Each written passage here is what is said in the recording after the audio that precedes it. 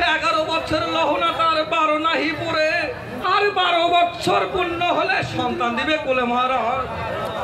কি ধনপতি, আমি তো বারবার একই কথা শুনতে চাই না। বলো তুমি দ্বিতীয় বিবাহ করবে কি করবে না? না না মহারাজ,